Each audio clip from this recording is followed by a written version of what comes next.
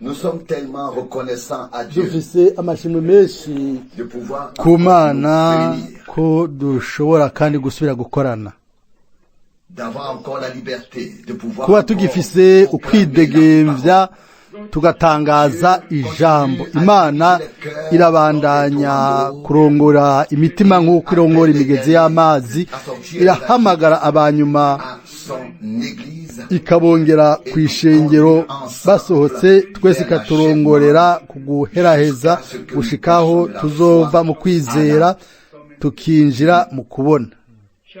J'ai aujourd'hui le No plaisir musi mfise d'accueillir un ami, amahirwe, umunezero wo kwakira umugenzi mukundwa Mwene Data Ewald Frank, woshobora kuva hasi gatoya. Umwami aguhezagire il nous a hagati fait la yacu. surprise de nous Yatugendeye giturumbuka hari ejo, ndizi ndavyibaza. qu'il m'a dit, Niwe yambwiye ati, Mwene Data Frank, viens-tu woba wibuka ko twari twicaye umwe iruhande y'uwundi mu gihe cy'ibikorane ikareshuwa, igihe Mwene Data Branham yavuga ijambo. Woba wibuka la conversation ibiganiro la tente imbere y'ihema et ainsi de suite. hamwe n'ibindi n'ibindi. Je me suis dit, Naribwiye nti merveilleux. ni byiza cyane. À l'époque, Kiriya il gihe était un fier yari conducteur de la communauté religieuse. umurongozi w'idini ry'abaritene bo mu gihugu iwacu.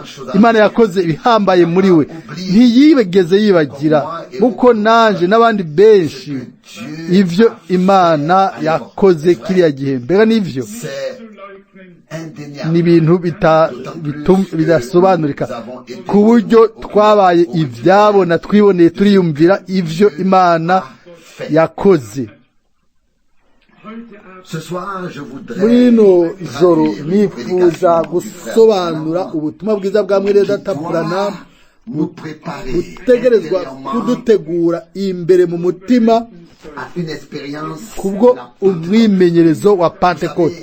Murazi Mwene Data Branham yari afise uburyo budasanzwe avec beaucoup d'amour, de n'urukundo rwinshi rwo kudutahuza no kutwereka des pensées très ivyiyumviro vy'ibwina, profondes, afashijwe n'uburorero buciye bugufi, de manière très saisie, très ariko mu buryo bukorako, mu buryo bwihuse kandi bukomeye. Ndagomba kwihuta no gusobanura la prédication de ubutumwa bwiza bw'uno munsi bwitwa umwagazi ni numa. Turaza kubona yuko Imana irashimika ko akamere kacu gategerezwa guhindurwa kuba musha kuvuka bwa kabiri, kugira ngo inuma imhemu ashobore kuza kuri twebwe, aze kuri twebwe.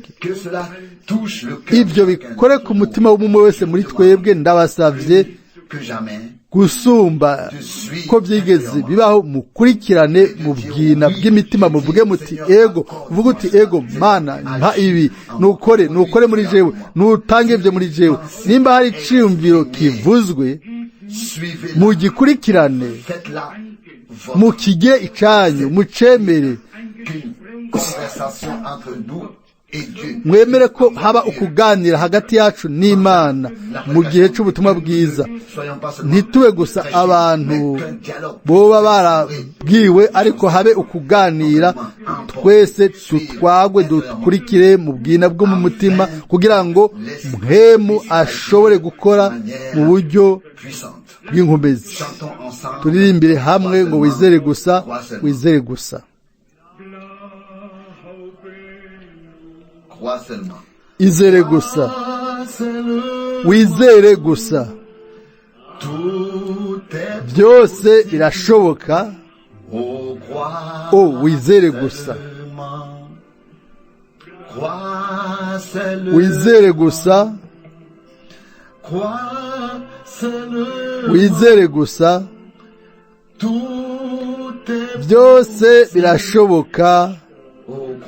Wizere gusa. Yesu ari hano. Yesu est ici. ari hano. Tout est possible Byose birashoboka parce que Jésus est ici. kuko Yesu ari hano. Jésus Yesu est ici. ari hano. Jésus Yesu est ici. ari hano. Tout est possible Byose parce birashoboka que Jésus kuko est ici. Yesu ari hano.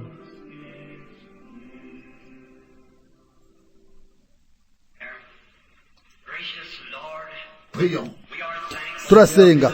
Mwami w'imbabazi, dufise amashimwe gushobora kuza imbere yawe muri rino joro, dufise amashimwe mu mitima yacu kubwo ibyo wakoze.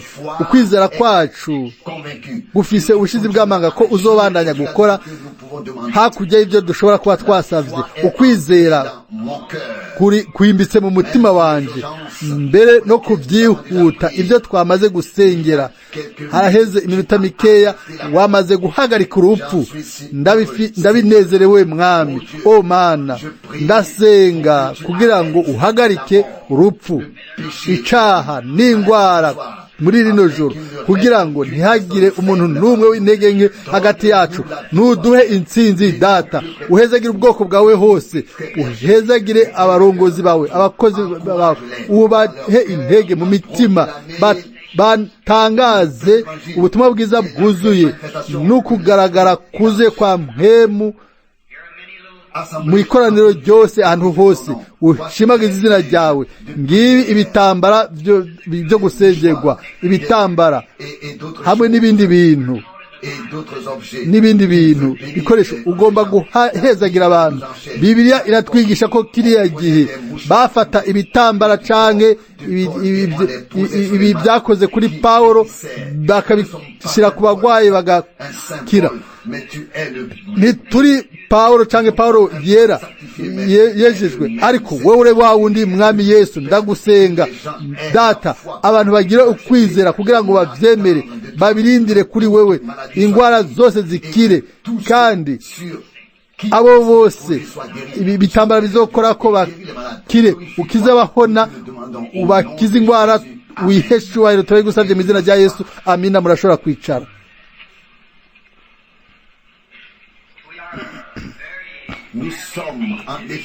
Mu by'ukuri turanezerewe cyane ko ukundi gusha turi hano no munsi, atari gusa n'abavugabutumwa ariko hamwe namwe mwese muri mu bwami bw'Imana, kandi mfise ukwemezwa mu mutima ko tuzotahukana intsinzi ikomeye muri ino joro. Ndafise icyumviro ko ariko bimeze. Turamaze kubona ibikorane byiza cyane, ubushobozi bwa Mpwemu Yera bwamanutse, n'ubushobozi ukubaho k'umwami kwari ngaho mu buryo bworoshe. Abandi biyongeye ko kuri twebwe, benshi bararondeye umubatizo muri Mpwemu Yera. Ibihambaye byakoretse, ubwiza bw'Imana bwari hagati yacu, byari ibitanga intege. Kiriya gihe nakorera nk'umuvugabutumwa mu ishengero rya mbere ry'idini ry'ababatiste. Nari nzi neza kariya karere kuko niho nari ncunga. Naragiye imyaka nagiye mu muryango wa Mwene Data Ewald. Sinzi ko bari hano muri ino joro, ariko ba Nightingale n'abandi bari babazi kiriya gihe. Hanyuma numvise havugwa uburyo abo bantu bari bateye intambwe n'ibigere babayeho. Hanyuma nabonye umwe mu bahungu babo atera amabuye ku inyoni. Ibyo byaranduhije. Ndamubwira nti, umviriza, ndakwingize, nimba ugomba gusubira gutera ikindi kintu, ntubitere kuri iriya numa itukura mu muhogo, kuko mbega ritukura ryavuye.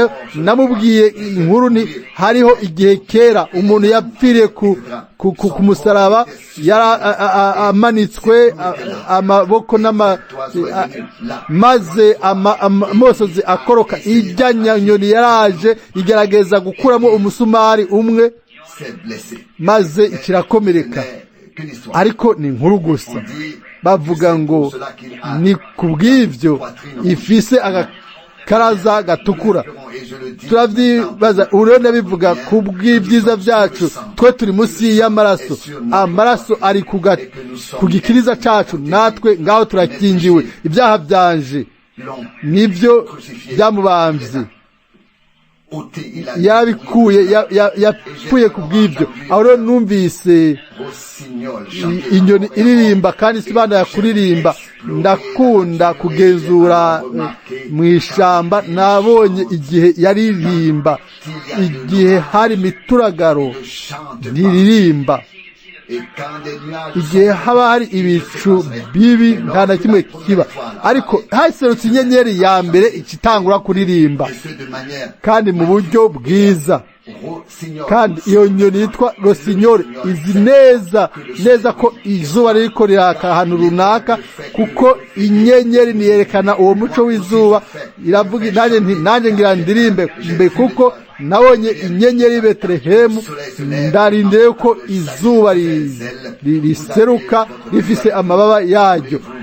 Mbe murafise Bibiliya yanyu, muragomba kuyugura hamwe nanje Yohana igice ca mbere. Ejo ndibaza abakristo bose bazoza bazanye umunyabyaha hamwe nabo ejo ku mugoroba. Nimba ndizera ndafise ubushizi bw'amanga ko ejo tuzogira ijoro aho mpwemu yera azokora mu buryo budasanzwe, kandi kwa Mungu inyuma y'umuhingamo tuzogira igikorane cyo gusozera. Cyabaye igihe cyiza cyane kuri jewe, igihe cyiza. Naranezerewe cyane kuba ndi hano. Nimba hariho abantu batagira ikoraniro iwabo, mugerageze muronke rimwe, canke muze iwacu mudusengere, mushikame mugumije ijambo, mugume mu buntu. Ijoro ryose tugerageza gusengera abagwaye, atari abantu benshi, kuko ngenda ngira intege nke iyo mbona ukwerekwa. Abizera baratahura ivyo. Kumbure ni ubwa nyuma, ubushize niho nasenze gutya, sengera abagwayi, kuko numva ko ubundi bukozi bwose bugira bushike. Hari ubundi bukozi bugira bushike. Nagenze isi yose, ariko hagiye kuza ubundi bukozi bushasha buhambaye gusumba buno. Hareze imyaka myinshi narababwiye yuko ubwo bukozi bwagiye bugira buze. Ni bangahe bavyibuka? Nabibabwiye haraheze imyaka myinshi. Nkuko nabibabwiye, ivyo byarakoretse.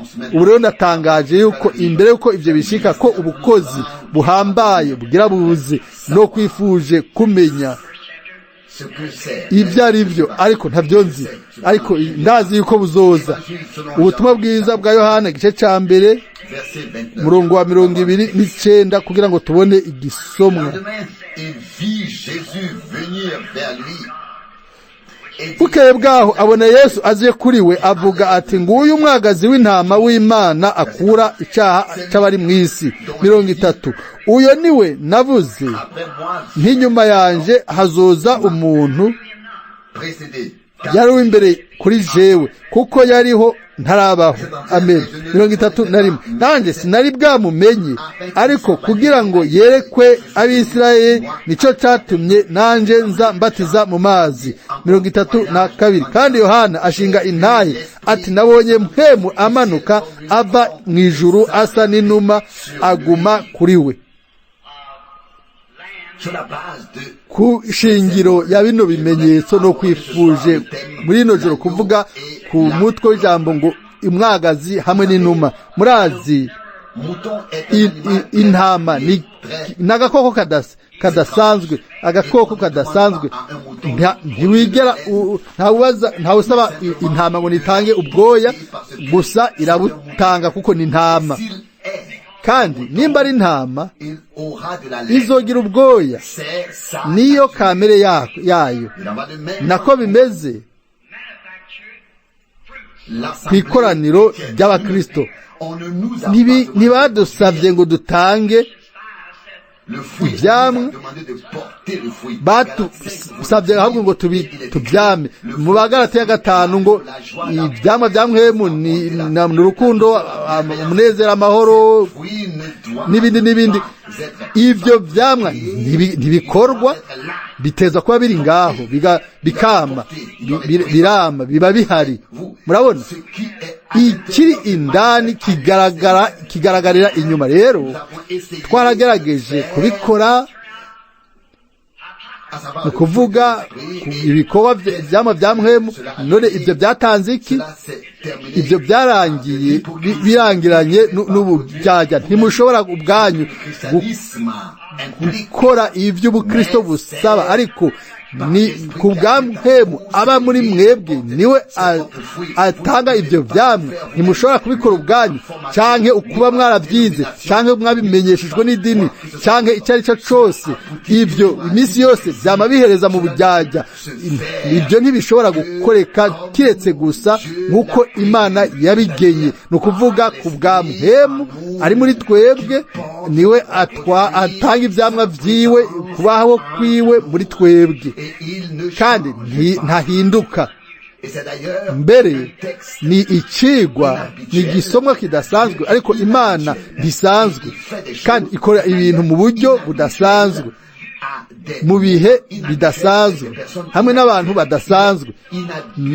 Imana ntisanzwe, ntimenyerwa, kandi ndibaza yuko ni kubw'ivyo niho dusoma mu byaritswe vyera ibintu biduhungabana. Turagomba guhimbara Imana igihe yerekana umwana wiwe ku isi, yamwise umwagazi w'Imana, akura ibyaha abari mu isi. Igihe Imana yiyereka mu bishushanyo, yabikoze mu buryo bw'inuma. Rero murazi mu bikoko byose canke mu byaremwe biba canke bigikwega ku isi, nta kimwe kitekereje kitagira icaha nk'umwagazi. Aciye bugufi kandi kameze neza. Hamwe n'inuma, nta nyoni munsi y'ijuru nayo imeze neza kandi iciye bugufi nk'inuma. Mu nyoni zose niyo inyoni yumva neza nk'uko umwagazi mu bikoko. Murabona umwagazi hamwe n'inuma bifise mpemu umwe, kandi bifise kamere kamwe. Yaba bitari bimeze gutyo, nk'igikona iyo kigwa ku umwagazi ntiwashobora kuvyihanganira. Kandi iyo inuma nayo igwa ku ifyisi niyo kwihanganye, kuko kamere si zimwe. Bitegezwa kuba ari umwagazi n'inuma nk'uko ibimenyetso bivyerekana. Nibwo buryo bwonyene ivyo bishobora gukoreka, bifise ikintu bisangiye. Rero kenshi naribajije kubera iki Imana itwita natwe imyagazi canke intama. Turi intama yo mu canya cayo. Mbega muramaze kubibona? Umwagazi ni kamwe mu dukoko tudasanzwe. Umwagazi ntushobora gutora inzira yawo wonyene iyo wazimiye. Je ndabizi, nakuriye ruguru aho baborora intama. Iyo intama itaye inzira irabira gushika aho ipfa. Intama ikeneye umwungere, kandi ntituzigera dutora inzira yacu kiretse umwungere mukuru atwitwararitse gusa. Murabibona, ni umwungere ategerezwa kuducura. Ntidushobora kubona inzira yacu ubwacu kubwo kwiga, canke kubwo amashuri, canke kubwo ubumenyi, canke kubwo idini. Hari uburyo bumwe bwonyene bwo kumenya inzira yacu, ni umwungere, nuko umwungere atwitwararika. Inuma ni inyoni idasanzwe. Inuma niyo nyoni yonyene tuzi yuko itagira indugu. Nta ndugu ifise. Izindi nyoni zose zirafise indugu, ariko inuma nta ndugu ifise. Nico gituma nta mururazi ufise mu numa, nta burakare. Murabona, nta mururazi mu Mana. Imana ni urukundo. N'umwana w'umuntu afise imana muri we nta mururazi afise w'ubukoko kubera ko ibi bimeze uko ni ukubwo ibyo kurya kuko inuma ntishobora kurya ico igisiga gishobora kurya. Ndagomba kandi gusubira kuvuga ikindi kintu mu kugereranya n'inuma. Inuma ni agakoko k'isuku, nta na kimwe cy'umwanda, ntikeneye kwibaza nimba isuku ryayo canke hariho amavuta ava muri ubwayo hanyuma agaca aseruka inyuma, hanyuma akaguma inuma iguma isa neza ifise isuku. Ni nako bimeze ku wizera, aba yamize amavuta ya mpwemu aseseka ava imbere akaja inyuma, akaguma amumerera amwoza amugira neza gushika ku mababa kuno ku busungu bw'ama. Niko bimeze no ku numa, akabiri kayo gato gafise amavuta, nta mucafu nta vu rigumako, kuko ayo mavuta adasanzwe ava indani akaduga mu mababa gushika ku busunwa. Mbega ikigereranyo ciza! Mana, niwuzuze itara ryanje nk'amavuta muri ino joro, kugira ngo isi yose n'abandi bose bamenye yuko washize ubuturo bwawe muri jewe. Washize ubuturo bwawe muri jewe, si ikintu co mw'isi coshora kandi kudutangaza, ariko amavuta ya mpwemu ari imbere aseseke aze inyuma, nk'uko indirimbo ya kera ivuga ngo nume amavuta mw'itara, nureke itara ryanje ryake. Mana, nuduhe amavuta kugira ngo ishengero rigume ryera ritagira ubucafu. Inuma ivugwa muri Bibiliya guhera ku ntango y'igitabo c'itanguriro gushika mu byasho Yohana. Nasomye byinshi ku numa. Ni inyoni ifise ibanga. Mu bisagara bimwe canke mu mareta amwe barashobora kuzica, ahandi barabibujijwe, bararihishwa amahera nk'amadolari 100 iyo bayishe. Ariko birashoboka yuko igikona n'inuma birya ikintu kimwe. Kimwe kiraguruka n'ikindi, kimwe gikora ikindi gikora, ariko iyo birekuwe ngo kimwe cyose cifatira ingingo, aho rero inuma niyo barekura ubwa mbere. Murazi ingene byari bimeze mu gihe ca Nowa. Handitswe yuko ngo ntiyarose uburuhukiro canke aho ishyira ibirenge byayo, yaciye igaruka. Itangura 8:9. Ahantu hose yagomba gushira ikirenge hari ikintu capfuye, ntiyashobora kuronka uburuhukiro, ikiragaruka. Byose byari binyuranye na kamere kayo. Igihe rero umuntu yavutse ubwa kabiri, muri we akagira mpemu w'Imana, ikintu cyaba camushikiye ntagishobora kuja ahantu hariho hose, arona uburuhukiro gusa, ashobora kuruhukira mu Mana. Amina. Ndibaza yuko mwatahuye. Ntimushobora kuronka umunezero mw'isi, muzoba muri abagorwa barushwa mugerageje. Mbega dusigeza kujahe? Mbega tuvuge nka kera ngo wewe wenyene ni ufise amajambo y'ubugingo buhoraho. Nimba mwavutse ubwa kabiri, abakristo bavutse ubwa kabiri, rimwe na rimwe murarakara iyo hari ikintu kitameze neza mu ikoraniro, ariko iyo uri inuma uca ugaruka ukihana ukavuga uti mwami mbabarira, uca ubyumva, urabibona, kuko mpemu aragaruka iyo mwihanye. Mukimatana nawe, mukamatana nawe. Ntimushobora kwihanganira ikindi kintu kiretse byose biri muri gahunda neza muri mwebwe ego. Ariko iyo barekura igikona, cari kinezerewe ko bakirekuye, cava ku capfuye kija ku kindi. Nico ibikona bikora. Igikona ni kijyajya. Ndanezerewe ko bashobora kubyica ahantu hariho hose ibikona, kandi ikintu kidasanzwe. Ariko igikona kirashobora kugwa ku kintu cyapfuye, ku kintu cyaboze, hanyuma kikasangira ingano n'inuma mu nyuma. Ariko inuma ntishobora kugenda gusangira n'igikona ibyapfuye. Oya, bamwe baraza mu ikoraniro bakaririmba bakanezerwa, hama bakabandanya kwibera mu bintu by'isi. Ubuzima bwabo ntibwahindutse, baranywa itabi, baranywa inzoga, bakora ibintu byose bagomba, hanyuma bakagaruka. Hanyuma abo bantu bakaza bagasubira kurya ibyo kurya by'imwemu.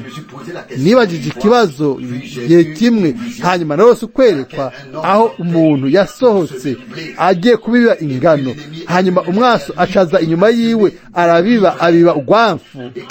Igihe ingano zamera n'urugwafu runagwo ruramera, hanyuma haje ubugaragwa, haje umwumira, bose basengera imvura. Hanyuma igicu kiraza, imvura itangura kugwa, bose yaba ingano n'ibyatsi bibi. Igihe imvura yaza, bose bavuze bati Imana ishimwe, waturungikiye imvura. Ibyatsi bibi byarahagurutse hamwe n'ingano nazo nyene zirahaguruka inyuma y'imvura. Ndibwira nti ego, none ubu ndaca nibaza iki ni igiki kirico. Hanyuma ndasoma muri Matayo 5:45 ko imvura igwa ku beza n'ababi, ko izuba ryakira beza n'ababi, kandi iyo mvura imwe nyene ati ariko muzobamenyera ku byo bama. Matayo 7:16. Si kibazo cuko uri mu mugwi w'ikoraniro cuko, ariko ni ivyamwa, nibijanye n'ivyamwa byamwe mu bigaragara mu buzima bwacu. Bagabo n'abagore nimunyumve, si ivyo mutanga, ariko n'ubuzima bwari muri Kristo ubu buri muri mwebwe. Murabona Yesu yavuze muri Mariko 16:17 ati ibimenyetso bizoherekeza abizeye. Ibyo ni bizogaragara atari ubwo kubera filozofi na teologiya, ariko kubwa mwemu yera. Batwara ibyamwa bya mwemu, ubuzima, ubushobozi bwo kuzuka. Ego inuma ni inyoni ikundwa nziza. Igihe nasengera Florence Nightingale kiriya gihe, ndibaza ko ifoto yiwe iracari mu gitabo ngo umuhanuzi yagendeye Afrika y'Epfo cha Julius Stadcliffe. Nafashe indege ngenda i Londres mu Bwongereza, barambwira ati umugore ariko arapfa, sinashobora kurengana igugu ry'abantu. Ndibaza nti byari bikenewe ko bamujana ahandi ngo ndamusengere, kuko nateza kandi gusengera umwami wa nyuma George. Hanyuma bantumiye ngo ninjire mu cumba mu mugwe w'abasenzi mu nzu iruhande y'umugwi kugira asengere umugore. Mbega marabonye ifoto, yari gwari uruhu n'amagufa gusa, yari muto. Amagufa yiwe yaraboneka, yari amagufa ariko akabiribiri. Sinatahura n'ingene uwo mugore yashobora kuba agifise ubuzima. Twari ngaho abaganga kazi bamukikije, ndabaza nti mbega ni wewe Nightingale? Aremeza n'umutwe. Mbere amagufa yaraboneka mu maso, nta n'inyama n'imwe, atangura kurira. Ndibaza nti none ayo mosozi aracayakura hengo ashobore kurira? Kansere yari yarakwiragiye hose guhera muri estoma. Umugangakazi, umwe mu bagangakazi arunama kugira ngo yumve icyo ariko aravuga, hanyuma arambwira ati ngo asabye ngo umusengere kugira apfe, ntiyabagishaka kubaho. Ndaraba ukungene yari ameze nk'uwapfuye, ndamufata mu kiganza, yarakanye. Mbega ingene numvise ico gihe! Sinashobora gusenga ngo apfe, sinanazanywe n'ico. Ndibaza ko ubutumwa bwiza, ndavuga nti reka dupfukame turabe ico Imana igomba gukora. Turapfukama, hanyuma murazi imbere yuko shika hajya twarenganye igicu nk'uko ntari bwigenda kibona mu buzima bwanje. Hari ibibazo guhera kuri aeroport gushika aho hantu hama ntangura gusenga. Ngitangura gusenga ndavuga nti Mana nyene ubasha bwose, muremye w'amajuru n'isi, mutanga bugingo, urabona hano uri karapfa buno nyene inuma ntoyi ikiraza iza kwidirisha ruhande, hanyuma itangura kugenda ivuga, iragenda iraraba indani mugenda. Ariko ndasenga ndibaza nti kumbure ni inuma yo ya hano isanzwe iba hano ya mwene inzu, iragenda nk'uko yari iwabo. Hanyuma isengesho rirabandanya, maze kuvuga nti amina, ya numa ikirigurukira. Ndabaza nti iyo numa ni ya hano? Iyo numa yari ikora iki hano? Mbega ni iwanyu? Bati oya, ntitwigeze tuyibona ubwa mbere. Ndaraba wa mugore, mbona ukwerekwa umugore ameze neza, afise amagara meza. Ndavuga nti uko niko urahageze, ntuzopfa, uzobaho, uzogira amagara meza. Mwarabonye ifoto yabaye umugore afise amagara meza. Imana yakoze igitangaza gikomeye. Inuma yari yaje nk'ukumpumuriza. Murazi igihe umugore wanje n'umukobwa wanje bapfa, kangahe nagiye hariya nkumva inuma ziriko ziravuga. naye nagiye jenyere biri yari yasigaye, nkagenda kumva mbega kangahe inyuma y'umuhingamo, masaha ya 11 z'umuhingamo, inuma zaraza zikavuga, nkaramura amaso, nkatuza ibiganza, nkavuga nti mwami ndagushimiye. Inyuma y'ivyo dushobora kubona vyose hariho igihugu, kandi vuba tuzoshikira kuri yo nkengera. Umwe agenda inyuma y'uwundi, ariko umunsi umwe twese tuzoba turi hamwe ibihe byose. Naribwiye nti ego, mbega ivyo bisobanura iki? Igihe cyose nza hano inuma ziraza nazo, ivyo bikampa uguhumurizwa. Murabona Imana ibwayo yari yerekanye mu numa, nk'uko meje kubivuga. Inuma ifise amavuta aguma atuma igira isuku, n'umwagazi nawo ufise ibyo kurya, ifise n'ubwoya ngo igume yimere neza igihe cyose. Murabona, ariko umwagazi uteza kurongorwa, kandi uwo mwagazi w'igiciro, umwagazi w'Imana, umwagazi w'igiciro, yavuze ati gugomba kwawe gukoreka, abariko gukoreka atari jewe, urongowe kwicuniro. Hari umuntu yambaje ngo kubera iki Yesu yemeye kurongorwa igorogota?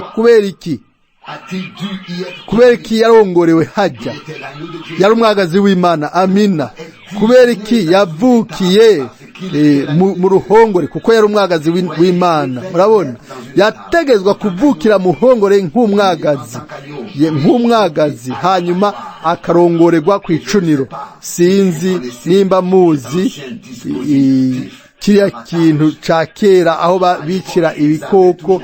Kiriya gihe imisi yose bari bafise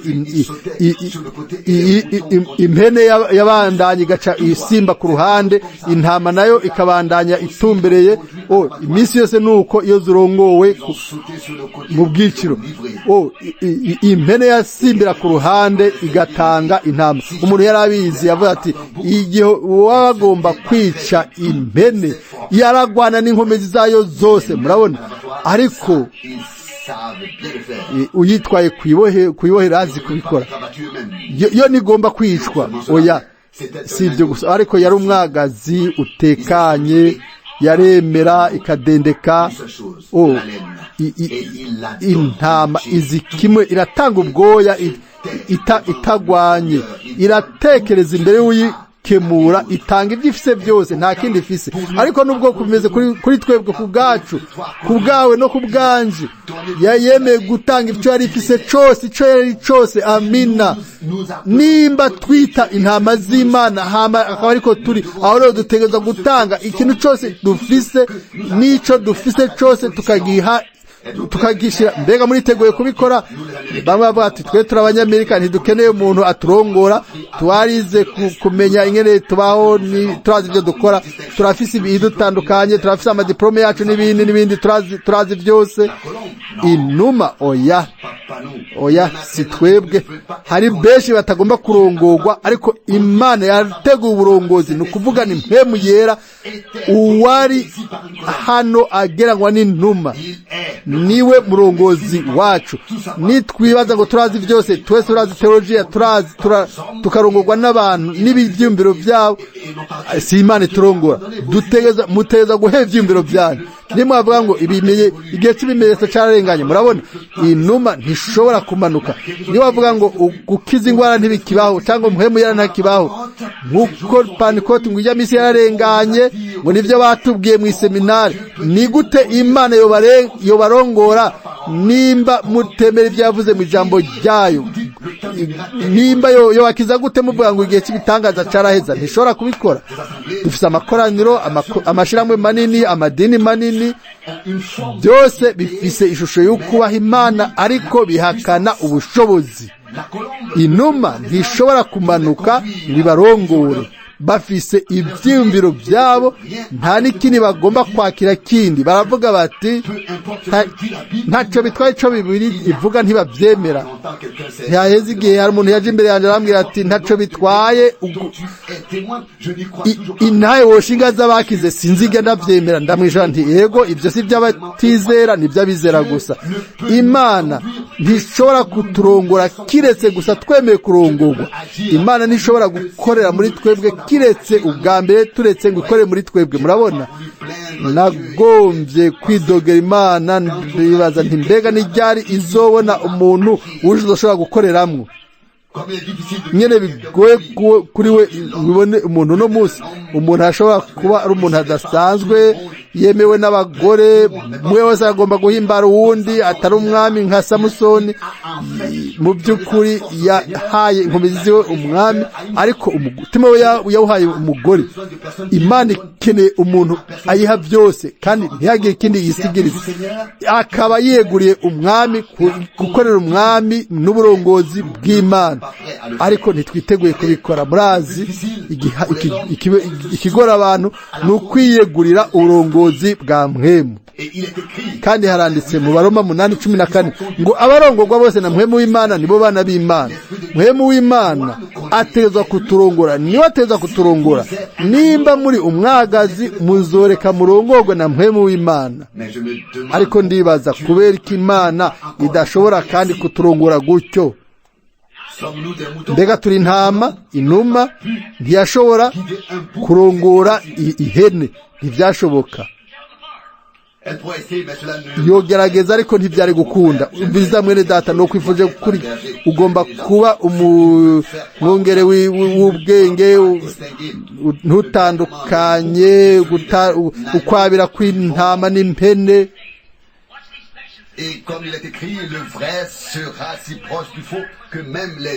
nk'uko byanditse ngo icukurikizo wacegere cyane ikinyoma mugabe ku bintu biriko biraseruka ubu mu buryo batondeka ibintu aha na hariya umwasi azogerageza kandi bizomushobokera mwibuke nabibuye mu 1933 yuko ibyo bizoba gutyo nagize ukwerekwa kw'impera z'ibihe nabonye yuko umugore ahambaye azohaguruka hano kandi ibyo bizoshika ndavuga nti imodoka zizogira imero rigi hanyuma bazogira n'imodoka izokwitwara itwawe na electronic n'icuma nyabwongo itakeneye umuntu ayirongora nabyanditse mu gitabo 33 urero turahageze kuko ni mpemu yera arongora ishengero akariburira ibibi birigeramiye. Haraheze igihe sinzi nimba nabibabwiye hano, si gusa ayandi madini ariko mbere no mu bapantekotiste, mbega bashikiwe n'iki bose? Mbere ntibitebwa ko abagore bikata imishatsi. Murabona, mbanye nawe imyaka mike bibaza ngo ni ibintu bisanzwe, ngo biratunganye kwikata imishatsi. Bibiliya ivuga ngo yuko bahawe imishatsi nk'icubahiro. Igihe rero bimwa imishatsi basuzugura umutwe wabo, ni ukuvuga umugabo. Iyo bikase imishatsi, umugabo wabo afise uburenganzira bwo kubirukana. Nimusome ibyo Pawulo avuga muri Korinto 11. Igihe twari turi bato, mama yaratwoza twese mu mazi amwe, agasubira agasukamwo amazi ashushe. Kuwa gatandatu iminsi yose mu gihe hakanye twategerezwa gufata amavuta kugira ngo twikingire inkorora. Ndavuga nti je birandambiye ano mavuta. Avuga ati bitagu kubabaje ntibinagukize. Ni nako bimeze kubw'ubutumwa bwiza, ukuri guteza kuvugwa. Abagore ntibacumba na gato, biyambika uko bagomba, ubuhuzu bugufi biyambika gutyo, hanyuma bagakata mu rupangu. Uno munsi rero bavuga ngo abakiri bato barananiwe. Oya, nibanze bavuge ko ababyeyi bananiwe. Mbere umwe mu batamakazi ba kera yarazi ingene barera abana mu ndero nziza no gutinya umwami. Uno munsi babita ko ataco bazi, ko ari ab'indengagihe. Uno munsi abagore banywa itabi, mukavuga muti ego rindira muvuga butumwa. Niko tumeza twe n'uburenganzira bw'abanyamerika. Ndabizi nk'umunyamerika. Ubushize hari umugore yambwiye ati jendi mwikoraniro iri niri singomba kumbwira ikintu na kimwe. Ndavuga nti yaba ari umwagazi wo kwemera bakakwemeza. Umugore yambwiye ati je nambara bugufi, nambara ipantaro. Nukuvuga nambara ipantaro ndende z'abagabo. Ariko birivuga ngo gusa mu byageze 22:5 ngo umugore yambara iby'abagabo ni kizira imbere y'Imana. Aravuga ati mbega umviriza, si ibintu kugenda gukora ski n'ibindi. Hama abazi ikibazo gukoresha isi. Ndavuga ati umviriza, si akazi k'abagore, abagabo bikora. Ndibuka yuko byari bibi kubona abapantekotiste bisiga amarangi. Uno munsi bose bisiga amarangi. Mbega ibyo babyita ngo iki?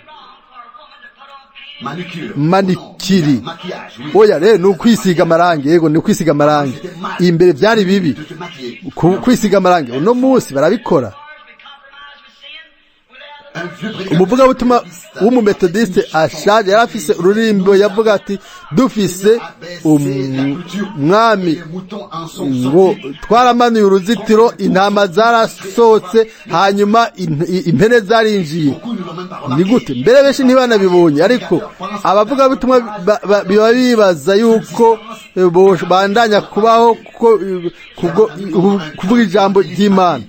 Umuvugabutumwa ahambaye yambwiye ati uzokonona ubutumwa bwawe kubw'ibyo uri kuravuga. Ndavuga nti ninonone ubukozi bwanje kubwo ndi kuvuga ijambo nibimere gutyo. Nta numwe nasabye ikintu. Umunsi w'urubanza nzotegezwa kwishura. Nimwumve bashiki banje, hari umugore umwe gusa muri Bibiliya yisiga amarangi, kandi yigira mwiza ngo ahure n'Imana, ariko yigira mwiza ngo abe mwiza imbere y'abantu. Murazi icyo Imana yakoze?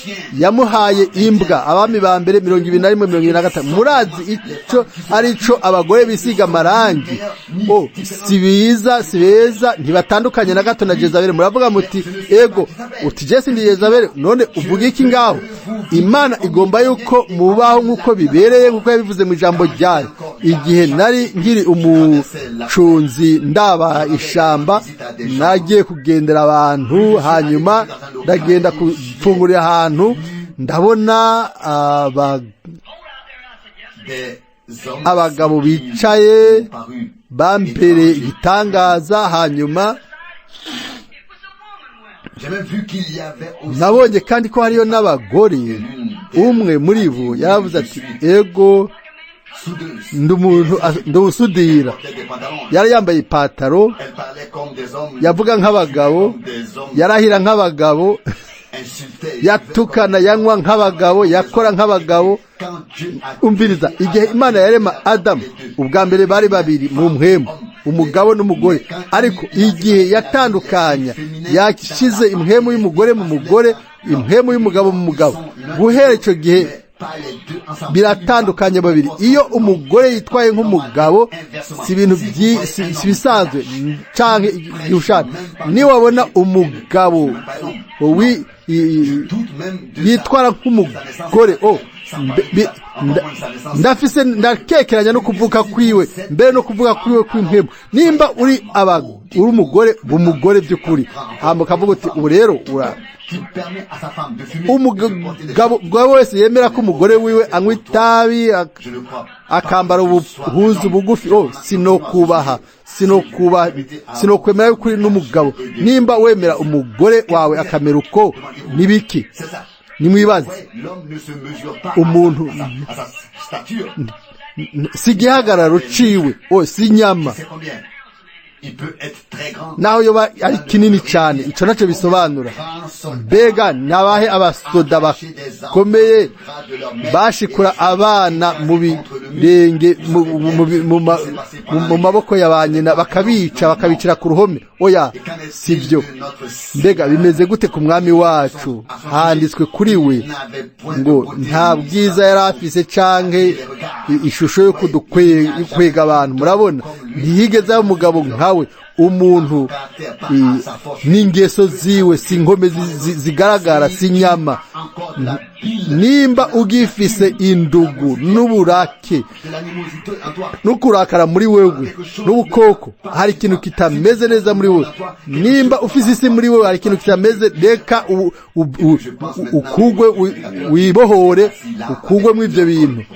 Hari abavuga ubutumwa babiri bari bicaye hajya, bambaye amakora ahindukiye. Jewe n'umugore wanje turinjira, bariko barajya banywa. Hanyuma hashika amasigarete manini womenga. Imisi yose bari bafise ya makore yabo ahindukiye. Imana igomba ko tubabera. Aleluya. Nibiki? Mbega ni imyagazi. Imana igomba kubona ibyamwa bya mpemu muri twebwe. Abantu baragenda gutamba rokonderore na hanariya no mu migwi y'abanyamadini, bakavuga bati ntacyo bitwaye. Mbere barafise n'ivyumba bidasanzwe bakoreramo ibyo bavyita ngo ni ivyumba, ni amazu y'ivyumba byinshi. Murabona, ivyo byose ni igipagani. Jende mu missionnaire ni abantu batazi gutandukanya kuryo no kubafu, bakaja gutamba n'ibindi. Ariko iyo Yesu yinjiye mu buzima bwabo, byose birahinduka. Murabona, turi imyagazi y'Imana. Ibyo ndabibabwiye, dutegerezwa kubona inuma. Hanyuma mukavuga muti nigiki kitameze neza, mukavuga muti sinzoga subira kugaruka. Nimba ari byo bavuga hano mu butumwa bwiza. Murabona, mbega uri ifyisi canke uri umwagazi? Uri iki? Ngo sinzosubira kwiba. Umupasiteri wanje ntavuga ubutumwa nk'uko. Uri iki? Uri umwagazi canke uri ifyisi? Nimba ufise kamere y'ifyisi, mpemu ntazoza kuri we, ntashobora kubyihanganira. Nimba ukivanga n'isi, mpemu ntashobora kugumaho. Ikorana ikavuga ngo igihe cy'ibitangaza cyaraheze, no gukiza ingwara ni telepasi, ibyo biva kuri Satani. Nimubyibuke rero ubu, mwibaza yuko inuma izogenda gusa ahantu hari kamere nyene, no kuvuga kamere y'umwagazi.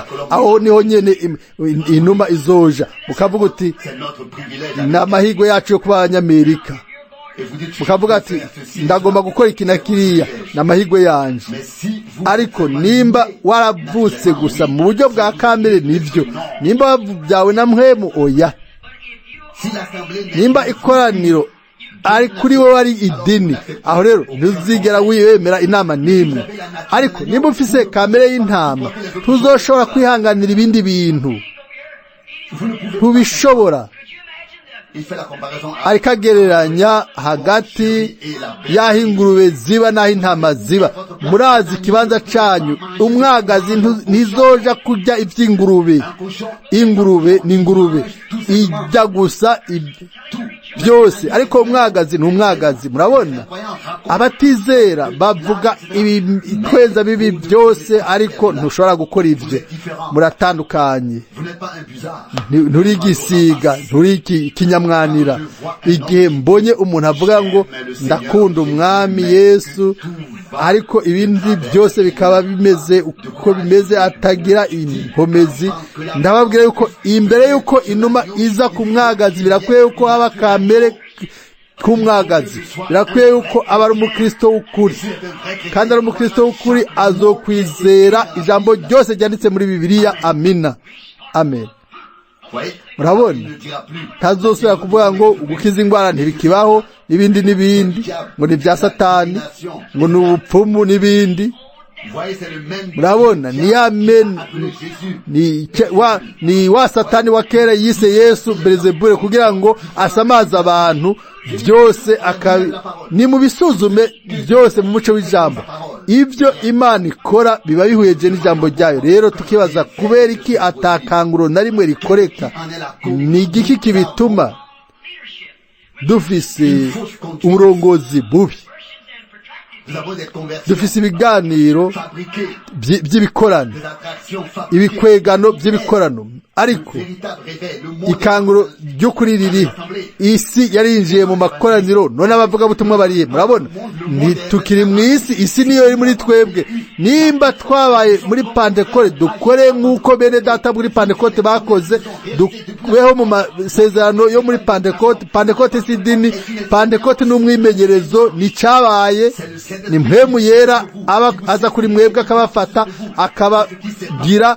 Nivyo byawe kuri Pentekote. Murabona, igihe umwagazi wapfa kubw'ibyaha byacu, mpwemu akamanuka kuri rirya gugu ryacunguwe n'amaraso, ni nako kimeze n'uno munsi. Ntihagire umuntu yovuga ngo jewe ndi uyu n'uyu n'uyu, ntidukeneye ivyo, ntitwizera ivyo. Ni gute mpwemu w'ubugwaneza yoshobora kuza kuri mwebwe? Hari ikintu kitameze neza. Murabona, inuma ntizogumaho oya. Umwagazi, umwana w'Imana ufise kamere w'umwagazi. Ico dukeneye no munsi nundi mwimenyerezo, umwimenyerezo kugira ngo inuma mpemu ashobore kumanuka kuri twebwe by'ukuri, aturongore kugira ngo dushobore kumenya ukubaho kwiwe. Yaba byose twobishize ku ruhande, byose, ibintu byose bya kera, ibintu byose by'isi, ibintu byose bya kimuntu bitari by'Imana, maze inuma mpemu akaza akadufata akatwuzuza. Murabona, ntimugire ubwoba, naho byoba biri kure, ntari kure, ariko arindire yuko mutunganya hama aragaruka. Taco bitwaye ingene bobita, ingene bobatunga intoke.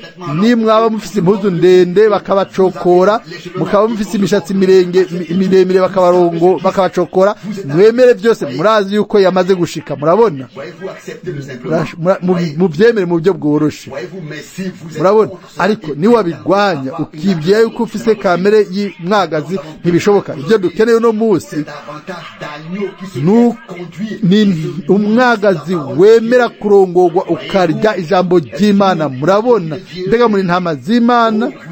Uravuga uti uri iki kugira ngo tubwire ibyo byose?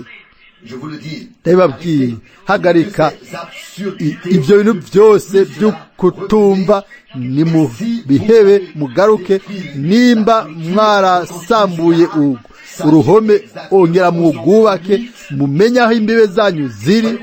Murabona, si uko mwovuga ngo nkora iki na kiriya, ko birivuga ngo utsindwa na kimwe atsinzwe na byose, twese turatsindwa. Murabona, mbega icyaha ni iki? Icyaha ni ukutizera.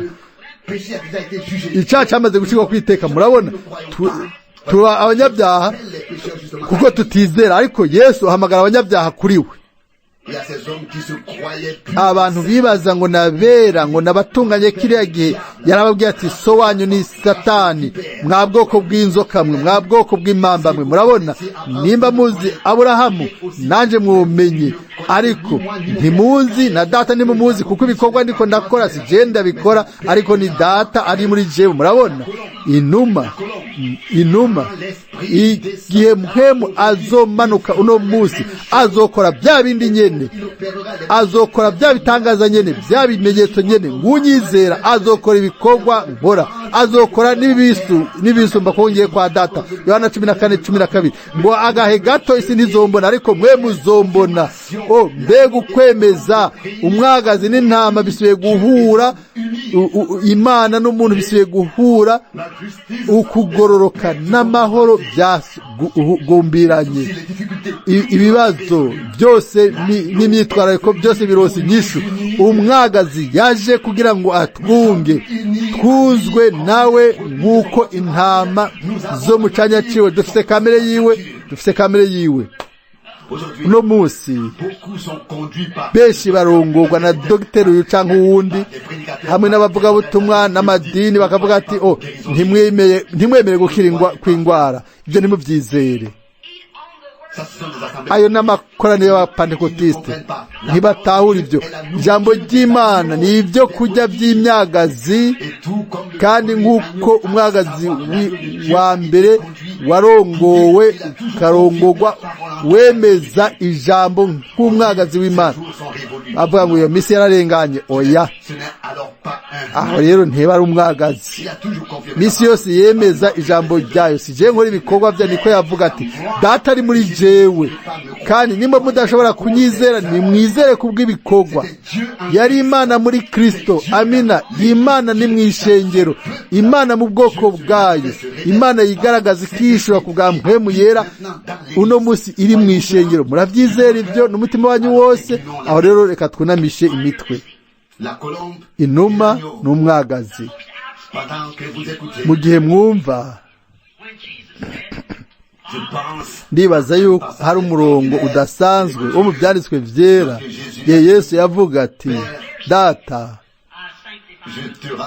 ndaguhimbaza ku bwabo. Nimwibaze kuri ibyo. Data ndagushimira ku bwabo.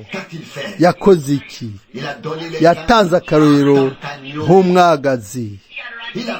Yari afise uburenganzira bwo gushinga urugo. Yari umuntu, yari kurongora, yari afise uburenganzira bwo kugira impuzu nziza. Yari umuntu, ariko yari yejejwe.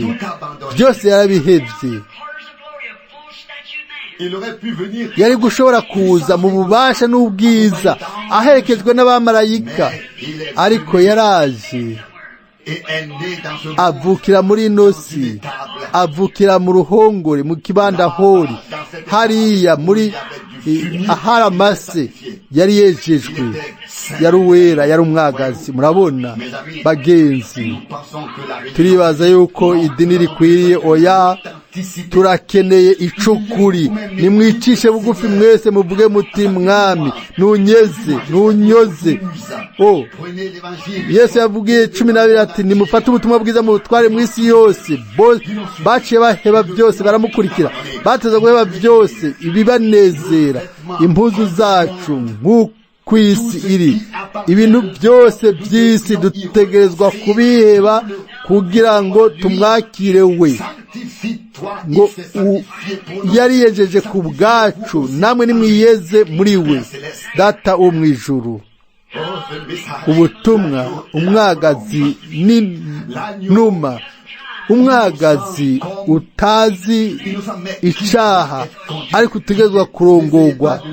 Ntimugerageze gushira mu ngiro ibyiyumviro byanyu, ariko hakenewe umwungere. O Mana, kura ubukuru bwose muri twebwe n'amajambo yose n'ubwibone bwose n'ubumenyi bwacu bwose bijya kuri twebwe, nukure ugukekeranye kose n'ukudahuza kose kwiteye muri twebwe, maze inuma imanuke muri rino joro iture mu mutima wose, ifate ubuturo kugira ngo duhebe ibyo dufitiye uburenganzira n'ibyo byose dufitiye uburenganzira nk'abanyamerika, tubihebe kubw'urukundo bw'ubwiza bwawe Mwami. Uri Imana y'imbabazi y'ukwizigirwa Data, ndakwiyeguriye ubu imbere y'uko igikorane cyo gusengera abagwayi kiba, inuma imanuke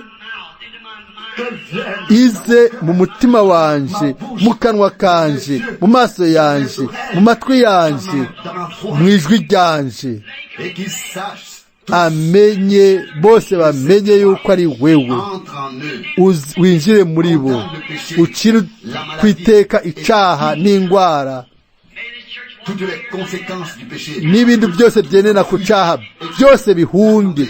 Bikoraniro rive hano uno munsi ryogejwe, ryegejwe, ryigishijwe, ryujujwe mpemu yera, kugira ngo rishobore gutera intambwe rije imbere, maze ikanguro rikomeye ritangure Mwami. Ubugingo bwegeranire ku gicaniro, byose bibakugwemo Mwami. Icumba cyo kwiga kwa Mungu cuzuremwo abantu basenga, kuko turindira ukuza kwa Yesu Kristo. Turizera ko ari vuba. Ukore ku buryo duheba ibintu byose, duhebe byose, durongorwe na mpemu wawe by'ukuri Mwami. Wemere buno butumwa bugufi Mwami. Ndasenga kugira ngo abantu bakogwe ko n'ibyo Mwami, bakogwe ko bakire ingwara, babe abashikamye, batera intambwe, babe ibitwazi atari abishushanya cyangwa abakinyi, ariko bagire babe amashami yama ivyamwa vya mpemu, amahoro, umunezero, ubugwaneza n'imbabazi n'ukwihangana, mbere n'ubuvugishwa, kuvuga mu ndimi, gusobanura, ubumenyi, impano zose zigaruke mu ishengero. O Mwami, ushobore kumanuka nk'inuma Mwami, turabigusavye, uze hagati yacu, uwihishure, uyigaragaze Mwami. Twavuze ubutumwa bwiza bwa kera, umanuke ubu kuri twebwe nka kumwe kwa kera, uturongore nk'inuma, twebwe abari imyagazi yawe, intama zawe Mwami. Waragiye ku musaraba nk'umwagazi w'Imana, waravuze uti ukugomba kwawe aba ariko gukoreka atari ukwanje Mwami. Warahevye byose, natwe turashobora guheba ibyaha byacu, tugaheba isi, tugaheba byose. O mwagazi w'Imana mukundwa, ubiduhe muri rino joro, bibe byimbitse mu mitima yacu. Ndabigusavye imbere yuko duhamagara abana bagwaye. O uturongore na mpemu wawe nk'imyagazi yawe. Amen. Ndakunda ubugwaneza bwa mpemu yera, nk'uko haba imikuba araza kuri twebwe. Mwamwibaza yuko ibi ari ibinezera gucira kwiteka icaha? Nk'umuvugabutumwa ntegezwa kubikora, niko kazi kanje. Nta sinokora ibitandukanye, singomba gukomeretsa umuntu n'umwe, ariko ntegezwa kubivuga, ntegezwa kubitangaza, gucira kwiteka. Ndabikora mu bugwaneza n'urukundo mu mutima wanje. Ubushize twagiye kurya ahantu runaka, nari najanye umugore wanje. Uribuka hari ahantu aho nafashe ijambo mu cumba kinini mw'ikambi y'abasoda, mu cumba kinini. Hama twagiye kurira aho bafungurira ahantu runaka mu micungararo. Sinari nariye, hari haheze iminsi ibiri, nari nshonje. Narinjiye mu buriro bwa mbere, ndinjira igihe ninjira hari igiteye isoni, hari amamashini n'ukungena abantu bari bambaye, abagore bose bari bambaye mu buryo buteye isoni n'abagabo. Hanyuma nabonye abantu nka Elvis Presley bavuga yuko ari abakristo bakaririmba ngo obobo, bagatambana n'abakobwa bakiri bato n'ibindi. Hariho n'abagore bakuze, umwe muri bo mbere ari kuba nka nyokuru wanje. Bose bari bambaye mu buryo buteye isoni, baranywa inzoga bisize. Umwe mbere yari yisize iby'ubururu. Ndavuga nti ndibaza kuri ibyo byose, ndibwira nti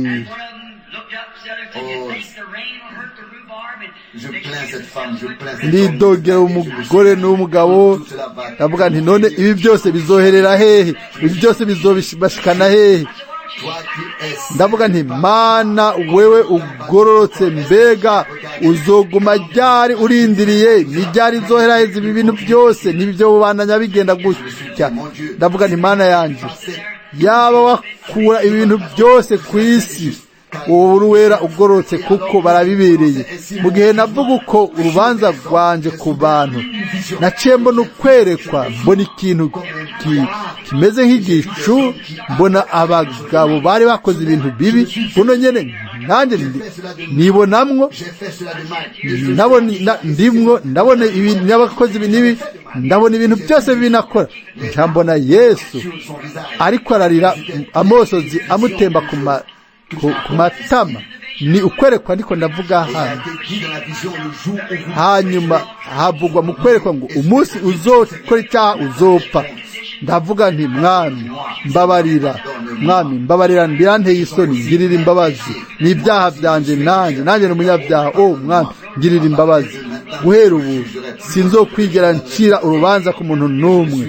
Ndahaguruka, naciye nsiga abantu ku meza bicaye, ndagenda ahantu ku yindi meza nk'uko umwami yari yamaze kubintegeka.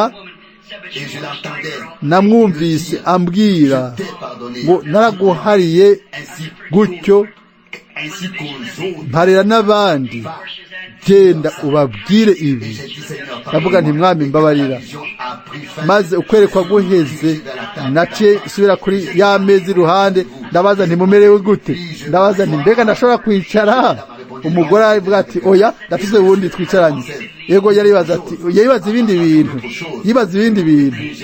Ndaraba uwo mugabo, ndavuga nti sinogushobora kwicara. Mbe noshobora kwicara basi? Arandaba, ndabaza nti mumbabarire kwicarana namwe buno nyene. Umugore arabaza ati mbega urumuvuga bituma Branham akora ibikoresho bikorane hano? Ndavuga nti ego. Ndandeshura nti ni jewe. Amosozi atangura gukoroka, aravuga ati umbiza muvuga butumwa. Umugabo wanje yari umuvuga butumwa, acara apagiturumbuka. Dufise abakobwa babiri nabigisha mu ishuri ry'abana. Ambwira ubuzima bwiwe, arira, avuga ati no kwifuje gusubira kugira intambwe, ariko sindabishoboye. Imisi yose ndatangura bikananira. Ndavuga nti mpa ikiganza cyawe, ndagomba ndagusengere. Tuca turapfukama muri ubwo buriro. Hanyuma abantu 10 baca baraza barega. Twagize akanya ko gusenga nk'uko hatigeze kubaho ahantu nkaho. Murabona, nukumenya gusa yuko umwami yaraduhariye, ntiyagiye n'umwe mukira kwiteka, mubashire gusa imbabazi. Murabona, Imana izoshaka kubakoresha. Muhebe ukutizera kose n'ibintu by'isi, mugaruke mu buzima bwa gikristo. Dusubire dusenge kandi Data wo mwijuru, nusubire urungike mpemu inuma, dushobore kugirirwa ubuntu imbere yawe Mwami. Turi hano nk'uko kera hamwe na Eliya byose byarenganye, ibihuhusi n'imituragaro. Imana ntiyari hari, ariko haza akayaga keza n'ubwongoshwe. Bibe gutyo Mana, habe ukwezwa n'ubuzima bwera n'ubwizigirwa mu ikoraniro Mana, babe abizigwa kw'ijambo no kuri wewe, bagende nk'uko ijambo ry'Imana rivuga, nk'uko umwami Yesu yatwigishije ngo tugende, bishobore gukoreka mu makoraniro yose, hashobore kubaho kandi ugutandukanya abera n'abanyabyaha. O Mana, ndagusabye ibyo byose uri hano turabizi, nabitangaje mu izina ryawe, niho nabitangaje mu izina rya Yesu, amen. Ibangaye muri mwebwe bifuza kubona ayo mahoro, bagira ubuzima n'Imana, baronke mpemu no kwifuje kumenya abo muri bo. O Mana, ubahezagire bose hose, ibiganza byataritswe. Data wo mu ijuru, urabibona benshi badugije ibiganza, bamwe muri bo ntibazoba bakihari igihe zogaruka inyuma y'umwaka, nk'uko naworose kukwere ibyo wanyeretse. Navuze mu mpande zose ubutumwa bwiza ku bintu byose, kugira ngo mfashe abantu barongorwe mu bwina bunini hamwe nawe, no ahantu hejuru cyane bazamugwe kubwa mpwemu wawe. Ndabigushimiye, amen. Twamaze gutanga amakarata yo gusengera abagwayi bose, turaja kubahamagara, hama turaza gusengera umwe wese muri bo. Ndibaza yuko yari inimero 1 gushika ku 50. Kumbure turaza gusubira guhamagara abantu. Hanze ariko haragwa imvura, ntimuhagarike cyane umutima ku by'umwanya. Amakarata yatanzwe.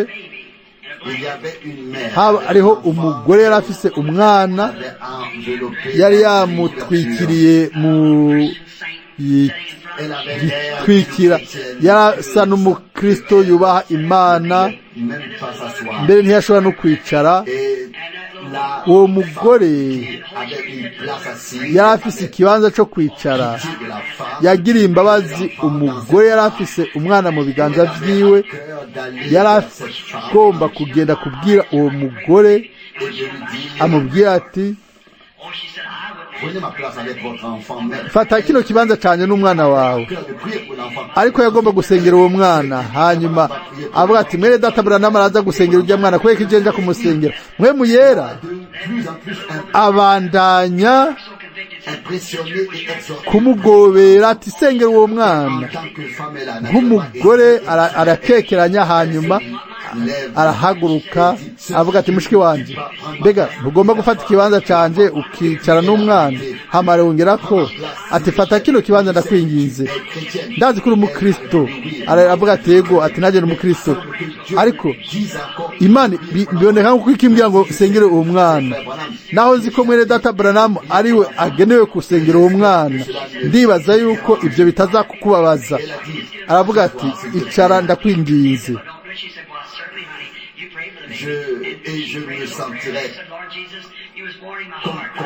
No kwiyumva yuko nciriye kwiteka ntasengeye uwo mwana, mfise kugabishwa mu mutima yuko ntegezwa gusenga.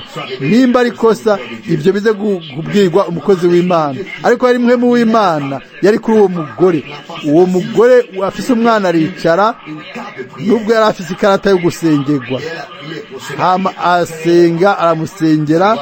Amaze guhamagagwa mu murongo wo gusengerwa, umugore yaraje mu murongo wo gusengerwa, naye maze guhamagara nk'abantu 10.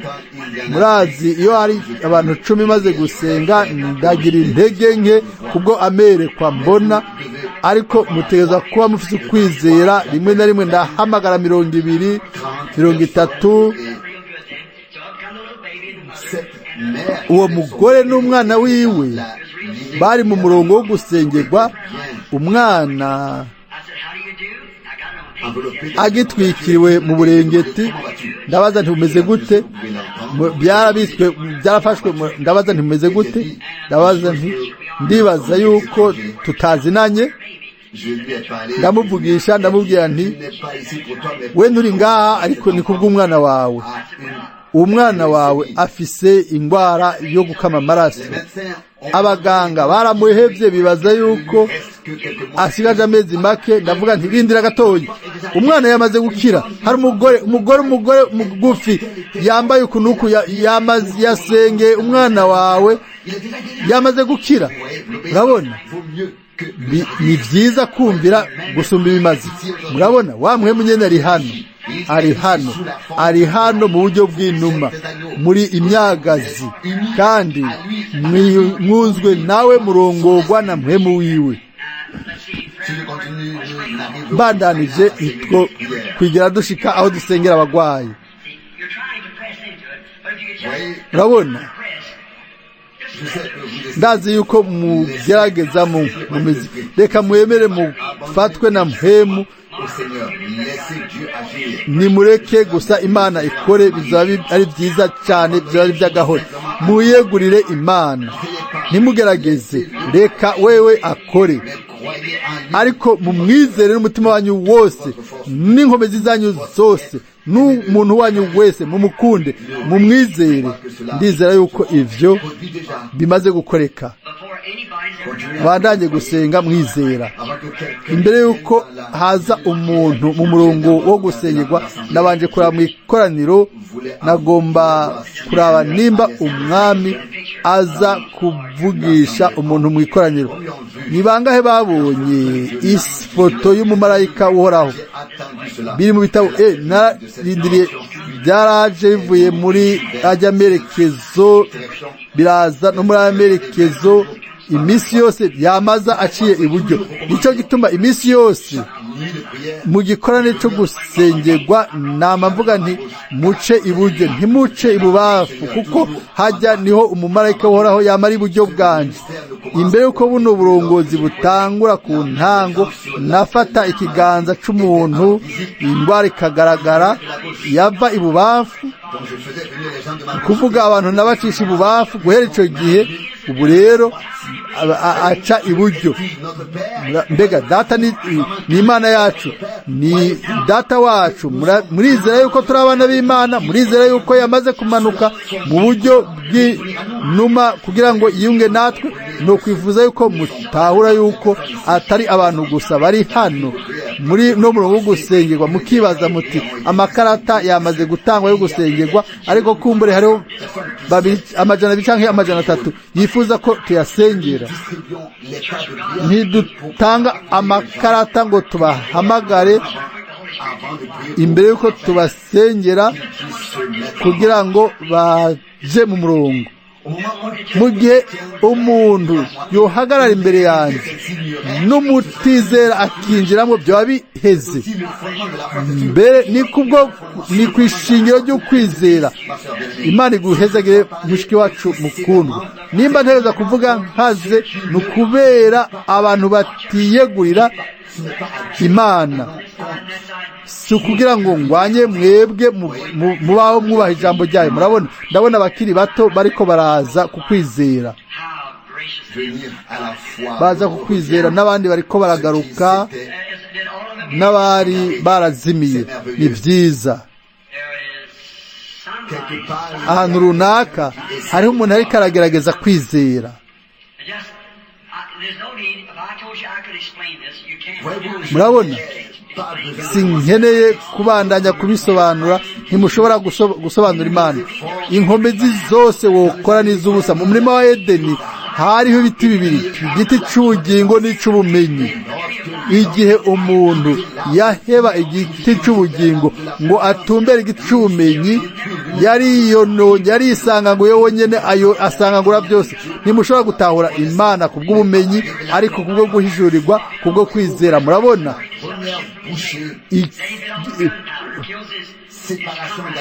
ikintu ca mbere cyo cyatandukanije Imana. Abantu barahimbye ibintu byinshi, ariko baciye bagenda kure, baritandukana, barazimira kure y'Imana. Imana nta na kimwe izosambura. Abantu nibo bazokwisambura kubw'ubumenyi bwabo. Imana siyo isambura, ariko Imana ihoraho. ariko abantu barisambura bonyene kubwo ubumenyi bwabo. Bamwe baravuga bati ugukiza k'Imana ntibikibaho, mwemu yera ntabaho, ngo ni ukutamenya kwanyu n'ubumenyi bwanyu bwinshi nivyo bibabuza ukwizera n'imigisha. Ariko nibavuga uti o Mana nuze kuri jewe nundongora, umuntu ntabeshwaho gusa n'umukate, ariko abeshwaho n'ijambo ryose riva mu kanwa k'Imana. Nibangahe muri mwebwe muri uno murongo w'amasengesho tutazinanye? Abo ntazi nimuduze ibiganza mwese. Bangahe muri mwebwe hano mu ikoraniro batanzi, hamwe n'abari hanze? Imana niyo mucamanza wanje. Umwe wenyene nzi ni Mwene Data ari hano, Mwene Data wa murongozi, Mwene Data Hobson. Hariho na bene data bamwe naramukije hajya, ariko nta n'umwe ari mu murongo w'abasengerwa. Twahuye nk'abavugabutumwa, ariko nta n'umwe muri bo ari mu murongo w'abasengerwa. Urabona, mwarungitswe imbere yanje ngo mukore kino gikorwa, buno bukozi. Mbega n'abagabo bangahe bakomeye barungitswe imbere y'Imana ngo bakure ibisaka, bategura inzira kugira ngo ubukozi bukorwe. Mwanteguriye inzira imyaka myinshi imbere yaho, imbere yuko ntangura ubukozi bwanje. Mwakoze igikorwa cyo gutegura, mwararindiriye kugira ngo ibiko biraba uno munsi bishike. Murabereye icyubahiro nk'icyo kuko mwakoze imbere yaho. Rero ibyo byabaye gutegurwa kubaho umwanya muremure. Inzira yaraciwe, ntimubyibagire. Abo bavugabutumwa bakomeye bakoze ibyo. Murabona, nimba mutegerezwa kuja kubagwa ntimwobizeza ukiva ku ishuri, ariko umaze umwanya muremure abikora. Murabona, ni impano. Reka rero ndabasegure gato impano, uburyo bwo kwiyegurira Imana. Sinkoresha ibyumviro byanje canke ibyo mbona canke amajambo yanje. Ndirekura nkamenya ingene ibintu bikoreka, mpemu akamanuka, mpemu inuma ikaza. Ibyo byoshobora gushika. Mwese murafise mpemu. Yaba mutari mufise mpemu muba mwarapfuye. Murabona, ariko nimba mufise ukutizera n'ugukekeranya, nca ndabibona buno nyene, nca ndabimenya. Mu rundi ruhande, mu kwerekwa, Imana irabizi ni ukwizera kwanyu gukora. Jesi je ndabigenzura, niwe abigenzura, niwe angenzura. Murabona, ariko nkagira intege nke. Iyo numvise yuko ngize intege nke, mpagarika Mwene Data Roy canke Billy Paul, nawe baragaba kuri ivyo. Murabona, iyo mpano si yanje, ni yanyu. Yaba gusa nugomba kumenya ikintu, o Mwami, mbega icyo ni iki? Icyo ntacyo bimbwira, ariko iyo nirekuye ibibaraba arabimpa, akabimenyesha. Ni ukwizera kwanyu. Nimurabe rero ngaha, ni gute umugore yakoze ku gayonga k'impuzu yiwe. Murazi yuko ari umuherezi mukuru. Ni gute wokoresha impano y'Imana ukaronka ikintu runaka uje wubaha, atari gusa nk'akarorero igihe Marita yabwiye ati none urinde wewe, igihe twaguhamagara ntiwaje, ibindi n'ibindi. Oya, yaravuze gusa ati uyu nicuza gusaba kirakoreka. Uwo mugore yabwiye ati si byiza gufata umukate w'abana ngo uterere utubwa. Aravuga ati ariko Mwami, n'utubwa turarya udukorotse ku meza y'abasebuja. Ntiyababaye, ntiyakomeretse. Nimugume muvuge nka Marita uti Mwami, iyo uba uhari Mwene Data ntiyari gupfa, ariko n'ubu biraza gukoreka. Umwami aravuga ati genda ukuzuka n'ubugingo, unyizera azobaho ibihe bidashira naho yopfa. Avuga ati ndazi ko uri umwana w'Imana uyaje mu isi. Murabona, byari biri ngaho. Ni nako bimeze n'uno munsi. Igihe mwegera Imana mwiyirekuye, mwubashe, mugasenga, mugashishikara mu gusenga, ndazi nanje ndaraba ku isaha, ariko ndagomba gusenga mu buryo buciye bugufi ku bw'abantu, hanyuma muraza gusengeranira. Mwizere n'umutima wanyu wose, mwizere.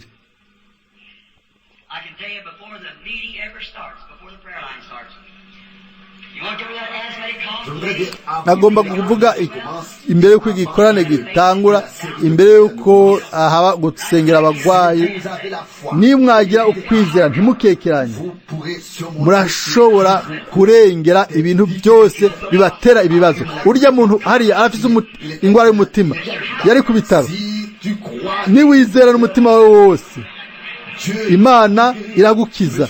Mushinga ntaye howe, nugira ukwizera. Mugabo wowe ufite ikarita yo gusengerwa, oya ntayo ufise, kandi ntituzinanye, sinigeze bize ndakubona, ntituzinanye na gato uko bimeze kose. Nimba ari by'ukuri duzi ikiganza, Yesu Kristo yagukijije nawe. Murabona icyo ngomba kuvuga?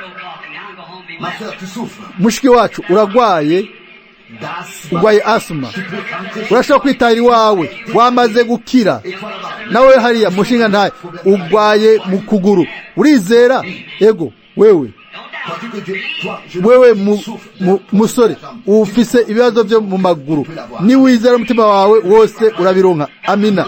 Harya hariho umugore ariko asengera umugabo wiwe, afise ikibazo cyo mu nyama, niwizera uraza kubibona. Ntukekeranye, izere n'umutima wawe wose. Haguruka kugira ngo abantu babone yuko uriwe. Urakoze, genda wizere n'umutima wawe wose. Nimurabe biriko birakoreka hano, murabona twe turi inuma yamanutse. Nimwizere Imana. Ingo mugore, urizera yuko ndi umuhanuzi wiwe, umukozi wiwe? Bamwe baratsitara ngaho, ariko urazi ibyo ngomba kuvuga, urabyizera. Ntituzinanye, umwe n'uwundi ntituzinanye. Ego ntitwari bwige duhura imbere y'ahantu. Ubu n'ubwa bwa mbere duhuye hano, sindakuzi, ntunzi, n'ubwa mbere. Nta cyumviro na kimwe fise cico uri gituma uri hano.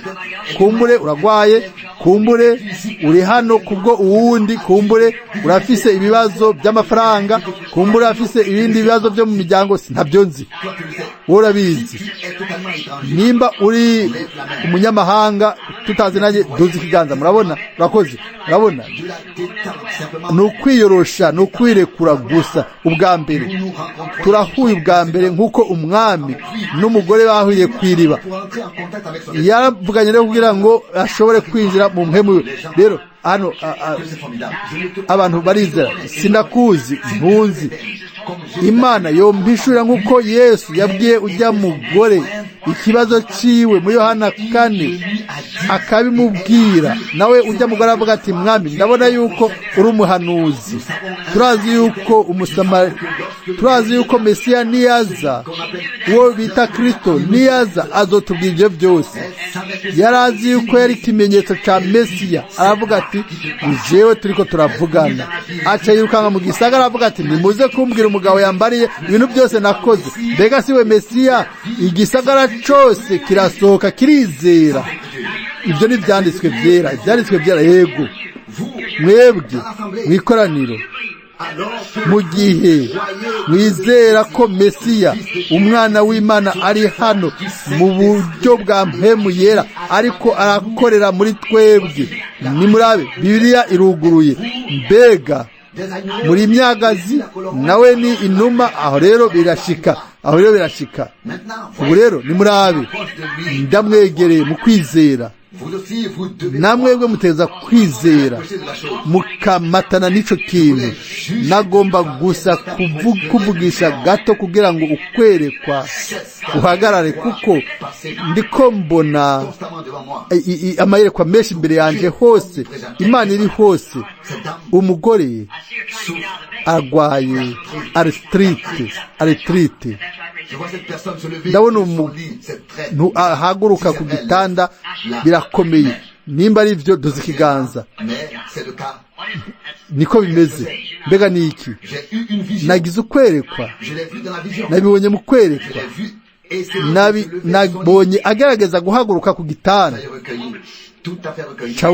Ca bugufi wiyegure, uwo mugore hari ikintu kimubabaje. Nagomba guca iruhande yiwe, ariko hari ikintu mu bwina bwiwe, hari umwijima n'umubabaro umukikije. Ego, umwe mu muryango wawe n'umugabo wawe ari ku bitaro, by'abagwanyi ba kera bo mu gisagara wale agwaye kanseri. Uje uvuye i Oregon,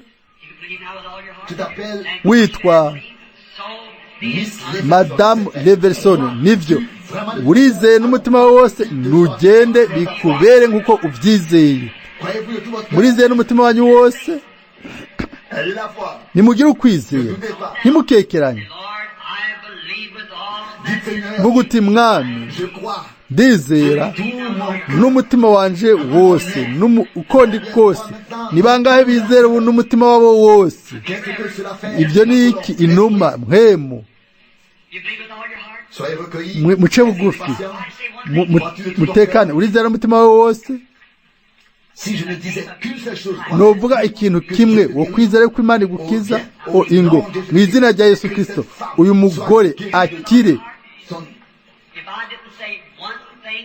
ukire kanseri. Uravyizera n'umutima wawe wose? Amina. Nawe wowe wizera n'umutima wose, nawe tutana kimwe novuga wo kwizera ko wakize mu izina rya Yesu Kristo, uwo mugabo akire. Amen. Nuze wizeye, ndakwinjiza. Urazi yuko nzi icyagushikira. Nawe wowe wizera, nawe ntobivuga. Reka ndakwereka ikintu kimwe. Nyereka ikiganza cyawe, gitereke hano. Ugwaye indwara z'abagore. Ibyo sinabibonye mu kwerekwa. Mwabibonye hano ku kiganza cyawe? Ndaba ku kiganza canje, ndabinginze. Wabibonye ku kiganza cyawe? Murabona indwara iracari ngaho. Urabona n'ubu. Fata uwo mushwaro, ako gatamba, ariko wihanaguza amosozi. Urabona ingene ikiganza canje gitukura hama kikera. Kura rero ikiganza cawe rero ubu ngaha. None ingwara igire ntikihari. Raba, ikintu kirakoretse rero ubu, ikintu kidasanzwe. Umwami yansezanije yuko ico biseje ko ego kubona ingwara hama no gukira. Ni wizere n'umutima wawe wose. Mwami, girira imbabazi uno mugore. Ndategetse umwasi mu izina rya Yesu Kristo, ndamwirukanye. Sohoka. Raba rero ikiganza canje ubu, ndakwinginze. Hari ikintu cyakoretse ubu. Raba rero ubu, subira ugisubizeho, garagaruka nico kiganza mu kiganza canje. Hari ikintu kigaragara ubu. Oya, mwese mwumvise ego y'uwo mugore yemeza yuko atakibona ingwara. Si byiza. Nimwizere n'umutima wanyu wose, atani ikintu na kimwe mvuze. Ndashize ikiganza canje kuri wewe. Uno mugabo nakire mu izina rya Yesu Kristo. Nuze mugabo, mu izina rya Yesu Kristo, umugabo nakire. Nuze mushiki wanje, niwizere n'umutima wawe wose. Urababaye? Urizera yuko uza gukira? Uri Espanyole, ntuvuga Icongereza. Ki Espanyole kivanze n'Ikiyapani. Ego, wavukiye hano, ni vyiza. Mbega urakunda Umwami? Urizera ko diabete yakuvuyeho kandi ushobora kwitahira iwawe n'amagara meza? Amina. Niyatana kimwe navuga, wo kwizera ko wari gukira? Ego, urabishaka. Uragwaye mu ruti rw'umugongo, mu izina ry'Umwami Yesu Kristo ukire, niwibandaniza inzira yawe. Murabona, byari by'ububasha, by'inkomezi. urizera n'umutima wawe wose, niwizera by'ukuri mu izina rya Yesu Kristo. Kandi urazi yuko ndazi ikitameze neza iwawe ni ibintu bimwe bimwe. Uragomba ko ngusengera aretrite yawe, atari ico gusa, mbere n'ibisigaye byose ntugende urakize. Ndagomba kukubwira icyangombwa, iki kibazo cyawe cy'umutima. Ndabona icyo ngomba kuvuga, bageze ndiko mbona amagerekwa, ariko sinza kumara umwanya muremure. Murizera mwese ko akize? Dusengere ubu twese hamwe mu izina rya Yesu akire. Nawe nuze, nawe ufise ukwizera, kansera izokwica. Urizera ko Imana izogukiza? Ndategetse idayimoni isoke muri kanseri. Niwizera ukagira ukwizigira, ntuzopfa niyo ngwara, ariko uzokira. Amina. Genda uhimbaze Imana, wizere n'umutima wose. Uwo mwizera rya Yesu urakize. Nawe muto, ndagushizeho ikiganza, urizera ko uza gukira mu izina rya Yesu Kristo? Nakire. Amen. Nugira ukwizera, uteza kwizera, urizera yuko byose bizagenda neza mu izina rya Yesu Kristo. Satani irekure no mugabo. Amina. Nawe muhungu wanje, Mwami ukize uno muhungu, umuhe, ndamufashe mu biganza byanje nk'icibutso c'ico Yesu yakoze kiriya gihe, akire mu izina rya Yesu. Amen. Nuze mugabo, ndasenga ngo Imana ikize no mugabo mu izina rya Yesu Kristo. Arakize. Wizere n'umutima wawe wose mu izina rya Yesu Kristo. Mushiki wacu akire. Ni byiza. Nuze mushinga ntaye, wizere mu izina rya Yesu Kristo. Mwene Data araza gukira. Nugira ukwizera, ntukekeranye, wizere umutima wawe wose. Nuze mugore, hari iki? Kubera iki byose bitekanye? Mbega ntimwatahuye yuko Imana iri kwiraduhezagira twese? Murazi neza hari ikintu runaka kiriko kirakoreka hano. Mbega mwatahuye ibyo? Murashobora kubyizera?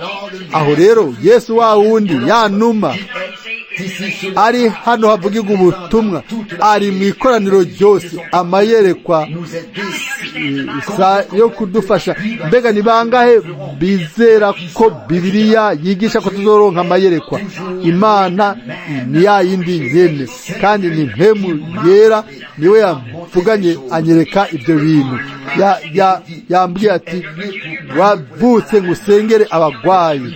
Umuco mubona ajya ku ifoto wagendera hejuru yanje, wari hejuru yanje imbere maze kuvuka. Mama wanje afite imyaka 15 igihe navuka. Twari dufise idirisha, twari dufise gusa ahantu nk'akakumba kimbaho. Marayika woraho itariki 6 kwezi kwa 4 1909 saa 11 z'ubuca, umuco wari hejuru yanje. Kandi mama umugatolika ntiyari no mu mugwi w'abanyamadini cyangwa ababatiste.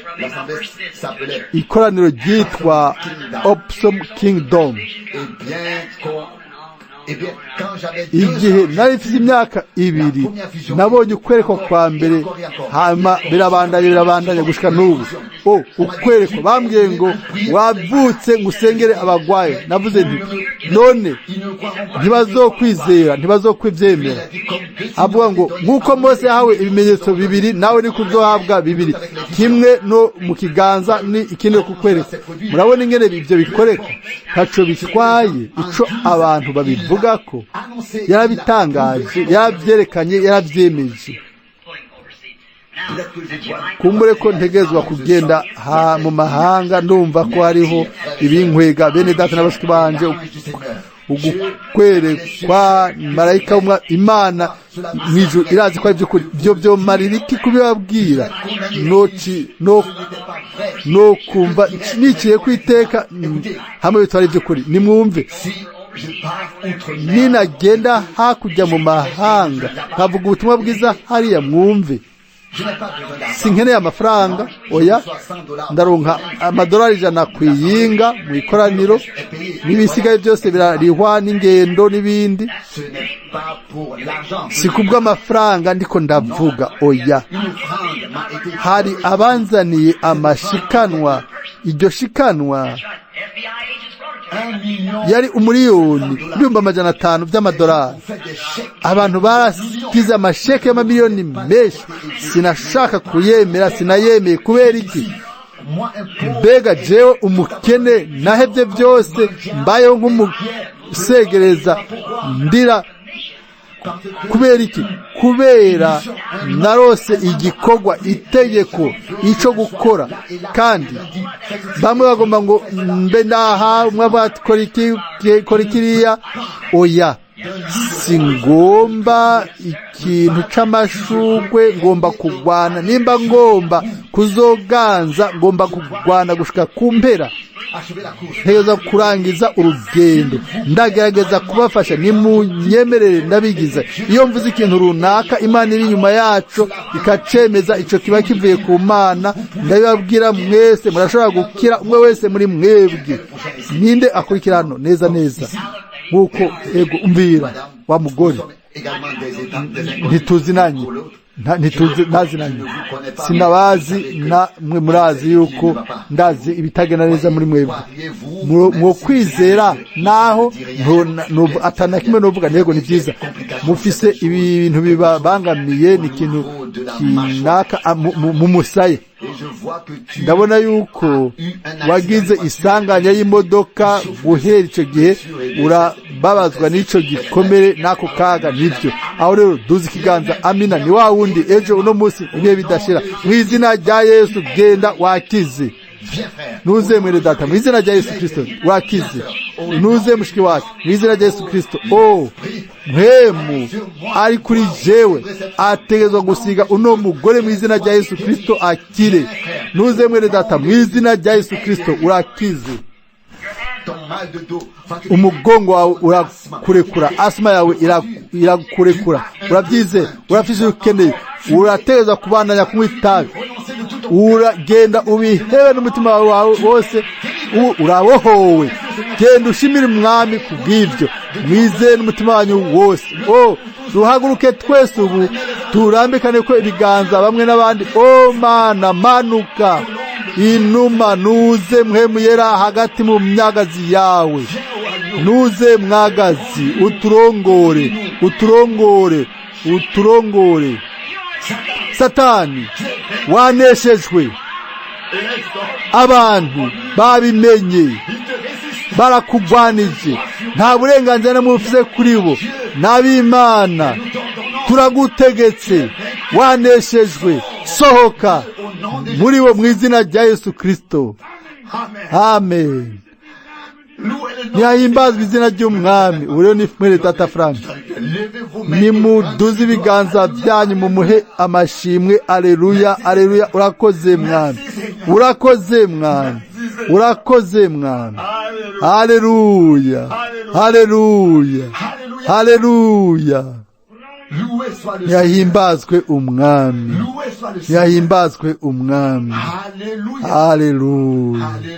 haleluya turirimbe twese hamwe ngo ndamukunda umwagazi w'igiciro w'Imana yarankunze yarampfiriye ku musaraba Igorogota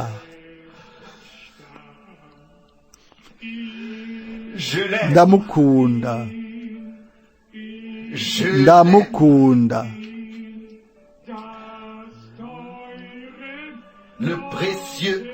umwagazi w'Imana w'igiciro yankunze arampfira ku musaraba ku giti ni bangahe muri mwebwe baje hano bafise umutwaro w'amasengesho udasanzwe,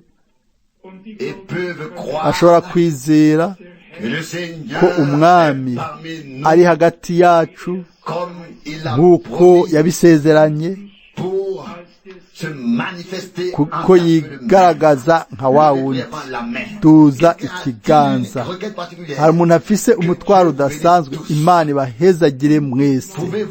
Murashobora kwizera ko mwamaze kwakira ibyo mwasavye i Golgota. Imana yateguye byose ibyo dushobora kuba twose saba tugasengera. Ni gute Imana itazoduha byose hamwe nawe?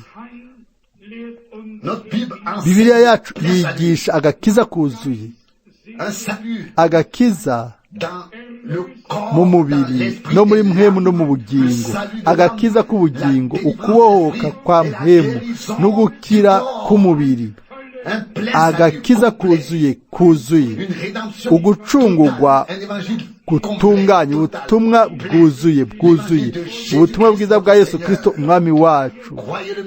Ni mu mwizero, mu mwemere, aho rero bizoba ibifadika. Icyabaye hariya cyategezwa gusa kutwereka igishobora gushika igihe umwami aba hari, abantu bakamwizera, bakamwizigira, bakamwemera mu kwizera ibyo yasezeranye.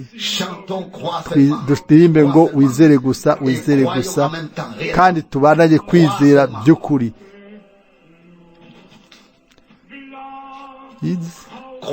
Wizere gusa, byose birashoboka. Wizere gusa.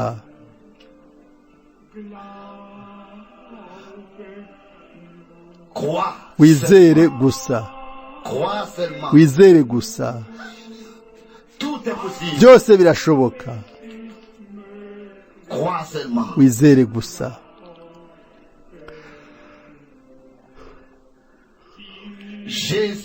Yesu ari hano. Yesu ari hano. Byose birashoboka kuko Yesu ari hano. Yesu ari hano. Yesu ari hano. Byose birashoboka kuko Yesu ari hano.